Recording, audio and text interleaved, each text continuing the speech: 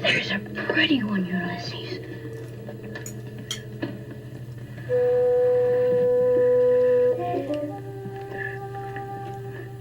There it is.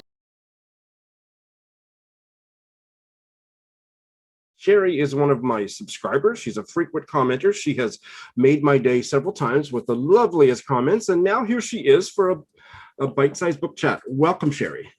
Thank you so much, Sean. It's great to be here. How lovely to meet you. And we are going to talk about a book that I've been curious about for a long time. And that is Intimacies by Katie Kitamura, who is a Japanese-American novelist. Is that right? That's right. And I have not read anything by her. This one sounds absolutely fascinating. Tell us about it. I was interested in the premise of her going to The Hague to be an interpreter at the court.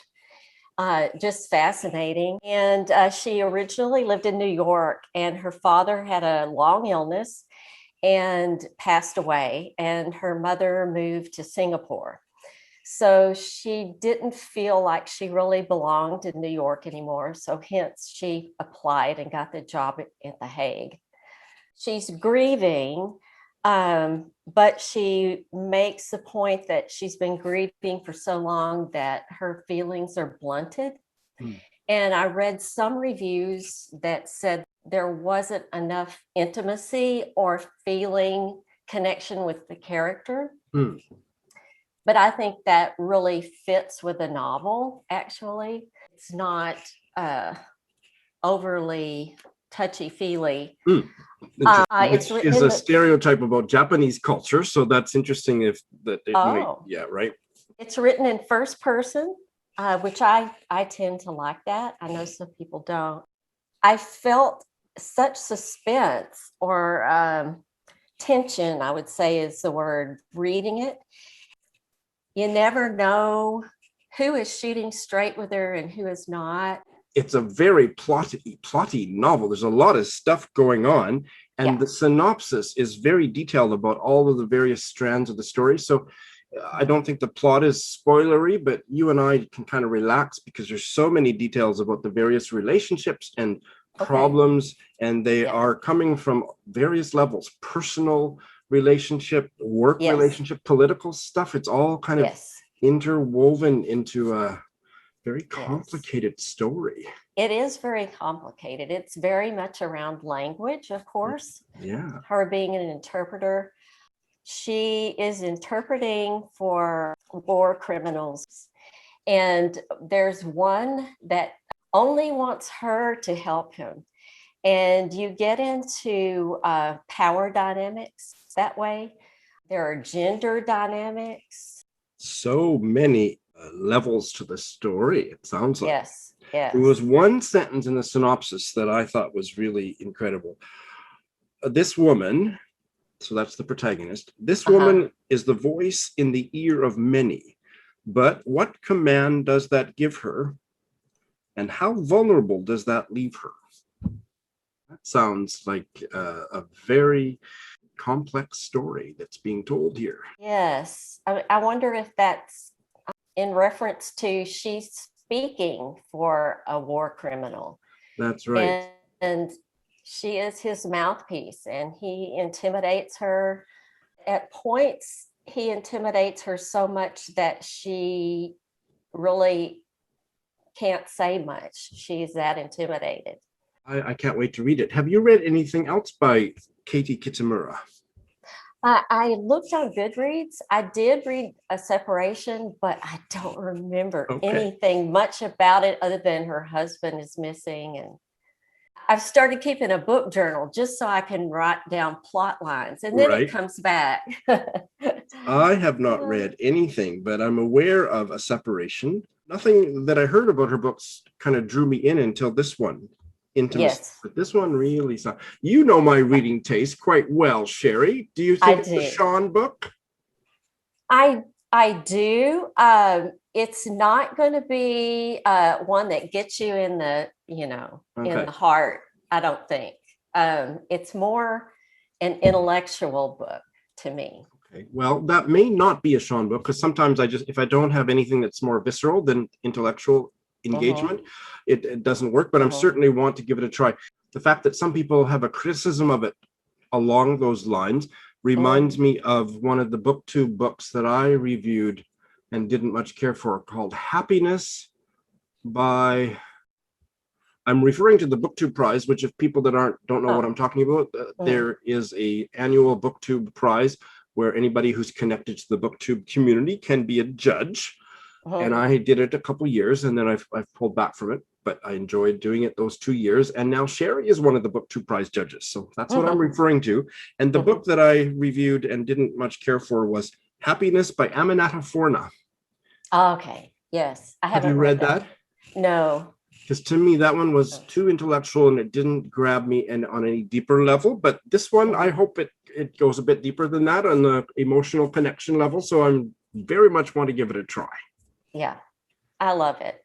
That's great. So Sherri, thank you so much. Thank you, Sean. I hope you'll come back. I will. Welcome, Laura. Thank you. It's great to be here. Well, it's so lovely to meet you. We've had a little chat offline, and it turns out we kind of crossed paths on Litzy back in the day. Yep. And you watch the occasional video of mine on YouTube. So that's great. It's great to meet you. It's nice to meet you too.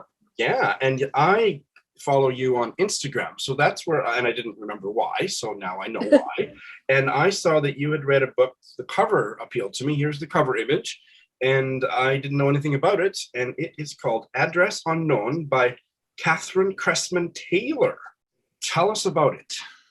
Sure. So it's set up in epistolary form, and it's a series of letters between two men that owned an art gallery in San Francisco together.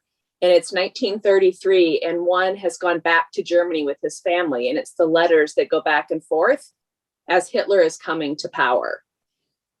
It's powerful to read and see how the tone and content of those letters change. And it was published before World War II broke out. Yeah, I think 1938, if I remember correctly. Just the year before. Her name there's a story behind her name, Kathrine Kressmann Taylor. I found out just 5 minutes ago that when it was published in Story Magazine, which is a famous short story magazine in America, I don't know if it's still published, and the editor loved the story, but he thought it was too important of a story to be published under a woman's name. So he lobbed off Kathrine, and her name was Kathrine Kressmann Taylor, but it appeared in print as Kressmann Taylor, which sounded like a man's name. It's interesting that they felt the need to do that, but it's the time period. 1938, yeah. So it didn't get published under her full name until just before she died. She died, I think, in 1996 as an old woman, and she got a lot of recognition in the last few years of her life when it was republished. And she, went to book signings and stuff as a very old lady, and was happy to be recognized. So it's a series of letters. And who are the correspondents? Sure. The two gentlemen corresponding are Max and Martin, and they have this art gallery together. And Martin has gone back to Germany with his family to live, and is corresponding with Max in San Francisco. And I believe Max, the guy in San Francisco, is Jewish, and the other guy is not.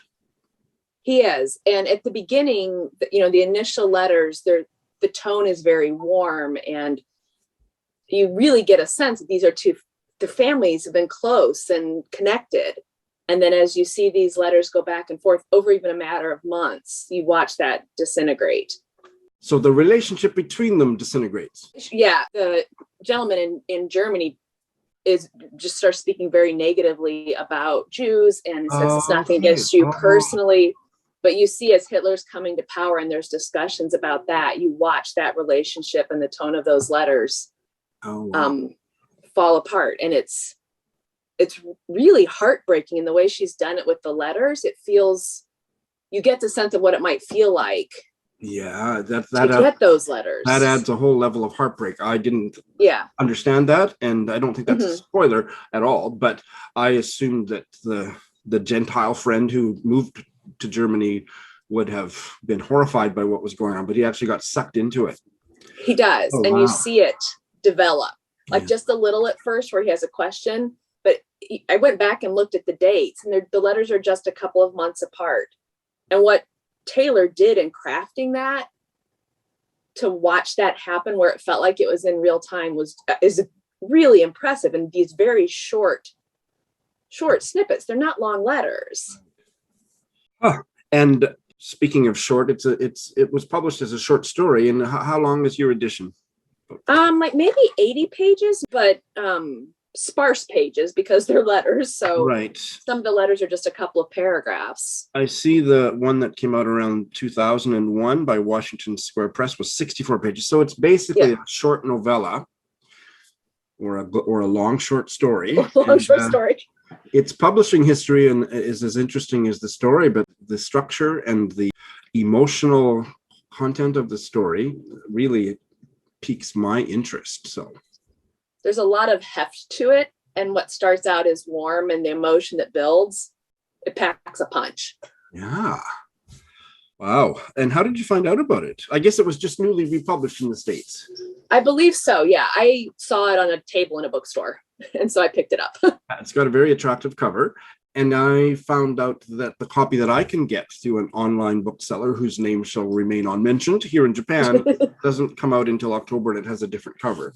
But I definitely want to read it. Do you read a lot of historical fiction?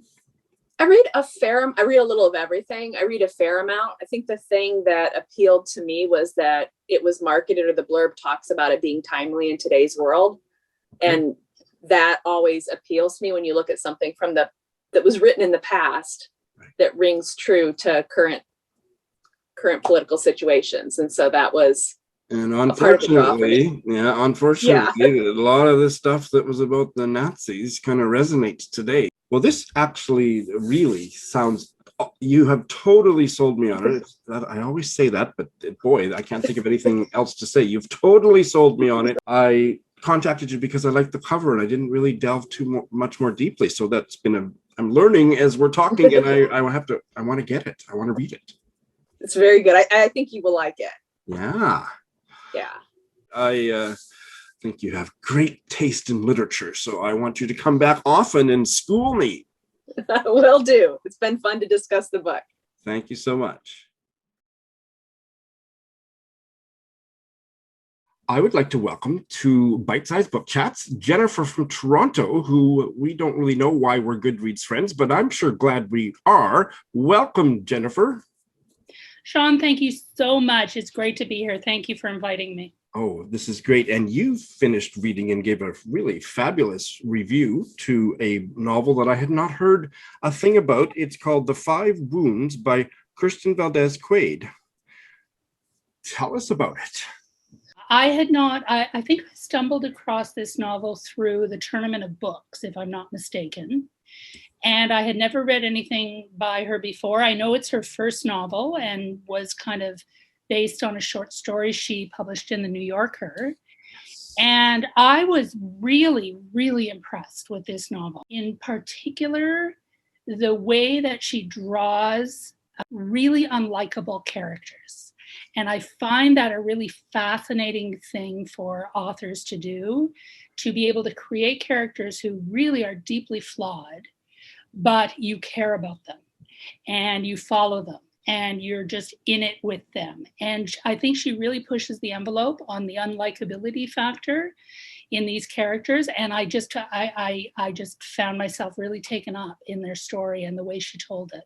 You wrote one of the most fascinating reviews I've ever seen on Goodreads about your struggle with one or two of these characters and how you would have to put the book down and so on. So I want you to talk about that without giving away too many spoilers, but can you set the scene? What is the opening premise of the setting of the novel? Yeah, great. It's a family saga, and it's set in a fictional town. I think it's called Las Peñas, maybe, in New Mexico. So a Latinx family centers around Amadeo, a 33-year-old man who lives with his mother, Yolanda, and whose 15-year-old daughter arrives pregnant on his doorstep. And then it follows the trajectory of that family for a year.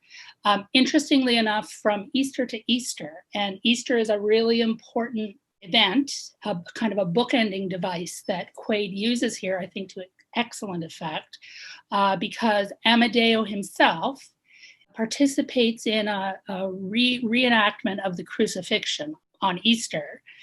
And that kicks the plot off and kicks off our understanding of who Amadeo is and how he thinks about who he is, how he relates to other people, and his sort of psychological journey toward, I guess, I don't think it's too much to say, toward redemption, which is a kind of theme that runs through this novel, not just for Amadeo, but in particular for Amadeo, I think.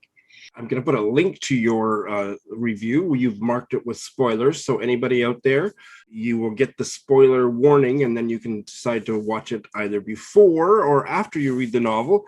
But I read it this morning and it's fantastic. So tell us a little bit about your love-hate journey with some of these characters. Yeah, Amadeo is, as I said, he is deeply flawed. And I think Quade really pushes the envelope with those flaws that he has in a way that she's really pushing the reader to connect with him. I don't think it's too spoilery to say he lives with his mother. He's 33 years old. He has a history of domestic violence. He has a history of alcoholism. He's not in good shape, our Amadeo. He's not highly functioning, let's say that. And we see that, but we also see him really wanting to be better. And he struggles to be better because circumstantially and by personality, he is wanting more for himself, but maybe he doesn't really have the capability of getting it. He's just so flawed that everything he touches it's a disaster waiting to happen. And I think that's where the book really drew me in. Two reasons, really. One is that Amadeo is so flawed that, I got angry with him and I got very judgmental about him. And I realized that Quade was like, she was deliberately doing this to me. And there were times where I had to actually literally put the book down and walk away because I wanted to jump through and like throttle him. He was so annoying to me. But at the same time, she is taking us on a journey with him as he is, he's trying to start this business and he's trying to be a good father to his daughter who shows up in need. And, we hang out with him as he struggles. The other thing that she does that I think is really interesting and that also was kind of infuriating is, no character is black or white, good or evil in this thing. And so, for example, his mother, who initially, a lot of our anger toward Amadeo is because of the way he treats his mother, Yolanda. And then we find out that Yolanda herself is quite the enabler of Amadeo. And so I started to get angry at Yolanda as well. So all of these characters, I would say almost every character in the book has this kind of yin yang thing going on that, you follow them and you care for them and you get drawn in by them. And then you're also infuriated by them. And the other thing that I think Quade has done extremely well in this book is she kind of telegraphs and writes scenes where disaster is about to happen. And it's going to happen to Amadeo. And there's some simple scenes, and I won't say too much about them, but a couple of key scenes where Amadeo is like starting to get his life together and you can just feel like maybe things are going to turn around for him. And then, of course, it doesn't happen. And the way she leads us through those scenes, it's like excruciating, but masterfully done, masterfully plotted, I think, and really well written. And yeah, so she just kept me coming back for more and more and more. So it sounds like really nuanced, complex characterization and fabulously plotted, something for everybody. I think so. I would say so for sure. You mentioned in your review, what was it, an audio interview? I actually didn't click on the link, but anyway, an interview with the author where she talked about her journey with the characters and how she couldn't stand Amadeo and she had to write her way deeper than that. Yeah, that was really interesting. It is linked in my review. It was the Chicago Review of Books in print. And she talked about this thing she called an empathy block with Amadeo. And she was doing exactly what I was doing, is she says she was judging him. And she couldn't let his full humanity come out. She couldn't write him with his full humanity because she was so angry at him and she was judging him and she was feeling the way I was feeling. So what about the title? Yeah, I was kind of worried that you were going to ask me this. It's so funny. So I obviously I understand a little bit about the wounds, referring to the wounds that, the crucifixion, the wounds of crucifixion. But I don't know about the 5. I wonder if, how many main characters are there? 5 main characters? Are there 5 main? Oh, clever. Maybe each one is a wound. I have no idea. Yeah. Or was Christ, did he get 5 wounds during the crucifixion? He got 1 on each hand, and what else? Side. Yeah, I think 1 on each hand, 1 on each foot, and his thigh. Oh, there you go. So those are the 5 wounds. Yeah, could all be connected, each one to the character, but yeah, that's above my pay grade in the theology department. This novel sounds incredible. I would really recommend it. Yeah, I don't think it's perfect. There were certain storylines that I didn't gravitate to as much, but I think overall it's a really amazing accomplishment. And as a first novel, it's just I want more and more. Oh, is it her first? Oh, she had a short story collection in 2016, but you're right, this is her debut novel. Oh, this is something new for me to buy and eventually read, thanks to you. Oh, I'm so glad. Q, welcome. Hi, how are you doing? Great, how are you? And you are in the Washington, D.C. area. Yes. I won't make any political jokes, so we'll just move right to the book that I'm dying to hear you tell me about, Braised Pork by On Yu. She lives in China and writes in English, which is fascinating. So tell us about Braised Pork, Q. So I think the best part about this is that she got her MFA from NYU, and so it's written in English. So there's no translation part of it. There is a mixture of visual arts along with, I think, a huge influence of, if I had to read between the lines, of Taoism. There's a big journey. There's a lot of interesting characters. There's not a whole lot of characters, but there's just enough to kind of keep the engagement between the protagonist and her adventure, in some sense, her self-discovery, interesting. So I think the highlights, I would say, is that the protagonist is very interesting. The people she meets are quite quirky in their own way. She brings you to different parts of China that I think speaks a lot to contemporary China, a lot of different values. It's not what you normally would think China would be like. It's not historical, it's very contemporary. You'd think different ideas about what Chinese contemporary life is through a female's perspective. So, which is sorely lacking in Chinese literature, I think we can all agree. Yes. It was originally published last year. Yes. And the story mostly takes place in Beijing. It's a little bit in Beijing, and then the second half of it, there's like parts of it that takes place in Tibet. Oh, great. So it's all within China. It's all within China. Yeah. So tell us about the opening premise or the protagonist. So Jaja, the main protagonist, wakes up one morning, has breakfast with her husband, and finds her husband basically drowned himself in the bath. And the only thing he left behind, his suicide note, if you would say, is a drawing of half fish, half man.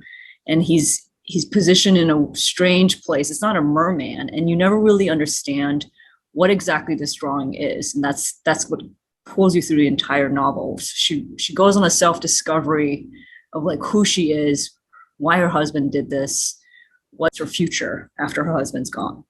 And you learn a lot more about kind of what the values that she kind of maybe sacrificed from marriage. And I think that's really the more interesting part. It's the fact that everything she has defined herself in her life is gone. So now she has to come up with her own identity. And this is probably the first time in her life to have the ability to kind of figure out who she is, what she likes, what she wants to do without someone overshadowing it, despite the fact that the biggest reason why she got to do this was the death of her husband, the death of her life, essentially her first life. Kind of like a complicated grief and rebirth, shall we say? It's more of a rebirth. I don't necessarily think that I don't think grief really is a huge emotion. It's definitely there, but it's not so in the Western sense. Emotional focus. Emotional focus, yeah. I like this line from the synopsis on Goodreads. You're talking about the image, an image that swims into Zsa Zsa's mind and won't leave. Yeah. And without going into any spoilers, does the story go to Tibet because that's where she's from? No. Okay, interesting. So, without any spoiling anything, she goes, and it says in the synopsis, she goes to Tibet because the image essentially leads her there. And you never really know exactly what that image is. And interspersed in the first couple pages, even the first like 10 pages, she dreams about the image. And that's what's haunting her. And I think that's the fascination, at least I found the fascination of her character development, like her trying to figure out it's a mystery, but not necessarily a mystery. Her trying to understand this part of her it manifests in her like self, in her, how she identifies herself, how she sees the world, this image. Are you a reader who places more value on character or plot or 50-50?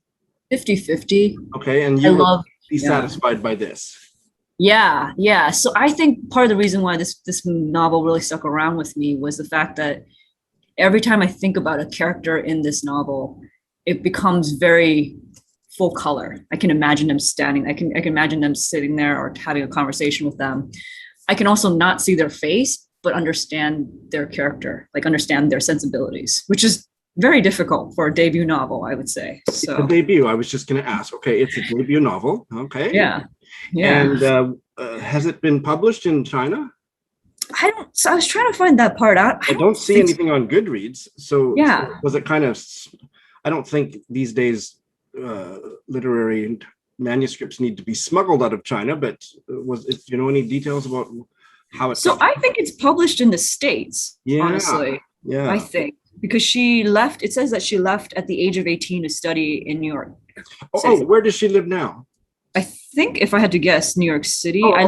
She lives in the West. Okay, I thought maybe she was. Yeah, she was back in China. All right. Will it be spoilery to explain the title, because the title is unusual? But if it's a spoiler, it's not really a spoiler alert. Okay. I think that's part of the reason why I enjoyed the book is. If you had to ask me why is it called that, I don't think I would have a really good answer for that. I think it's an interpretation of a part of her. And it only shows up once. The mention only shows up once at the very end, and it's not even critical, which is great, which I really love. I don't like to be in the head. And do you like braised pork? It's delicious. It's not making me hungry. Yeah. It sounds great. But that's the thing that I think is important, that I found to be very interesting, is that this is one of those Asian American writers and voices that doesn't put food on the literature and doesn't define herself with the cooking or any kind of homemaking aspect. It's all about a woman who's trying to discover the parts of her that have left. And she talks about all these stereotypes that she sees with women. And I thought that was well done, because it's not overtly in your face about it. So I have a bit of an allergy to magical realism. So what do you think? Oh, like this? Is it heavily magically realistic? No. Just kind of there's the dream and there's the something about the image, but it's philosophical. is that a little more sense? It's not, I understand. I think I understand magical, like your allergy towards it, because I have very little patience with that as well. It's more philosophical. It's more of like an interpretation. She has dreams, but it's not like anything magical happens in her waking life, conscious life. I think it's a lot of like people seeing signs in the objects around her. Well, you have done an amazing job of selling me on it, because I heard it was magically realist. I don't like dreams in fiction, but I've recently kind of gotten over the dream thing. Okay. And did you say there's any ghosts? There's not any necessarily ghosts. Kind of a haunting feeling, but it's not in the actual manifestation as a ghost. But well, yeah, it's funny because all the words that we use are very Western, like Gothic Western kind of perspective of it. It's not necessarily the same kind of feel. It's kind of like a sensibility. And I was trying to figure out a way to articulate this. Part of the reason why articulated it very well. It's a sensibility of how she's interacting with people, conversations that remind her of this little part of her that feels like the haunting. The best way you can explain it in Western term is haunting. Because this sounds like a really quite an unusual book, can you compare it to anything else that you've liked? Like in kind of like, if you liked this, you'll love this type of comparison? Or is it completely unique? I would not say it's completely unique. There are certain parts of it that remind me. It sounds funny. There are certain parts of this book that remind me of bad books I didn't like that try to do this. Particularly with there are books I've read where it felt like cultural appropriation in some sense. You know, like it just felt like they were trying to put their own spin on what the journey and self-journey was. But the only thing that I could think about would be Ruth Ozeki's A Tale for Time Being. Okay. Have you ever heard of that? I have heard of it. I haven't read it. Yeah. But it's not exactly the same either. This book is very, very unique in terms of, it's very hard to equate it. And I try to read a lot of contemporary Asian and Asian American voices. It's actually very hard to compare it to anything, which is interesting. Yeah. That in and of itself is a selling point. So yeah, I am definitely going to try it. Thank you so much. Yeah. Q, you're an excellent guest. You're an excellent guest, and I hope to have you back frequently. Yes, this will be really fun.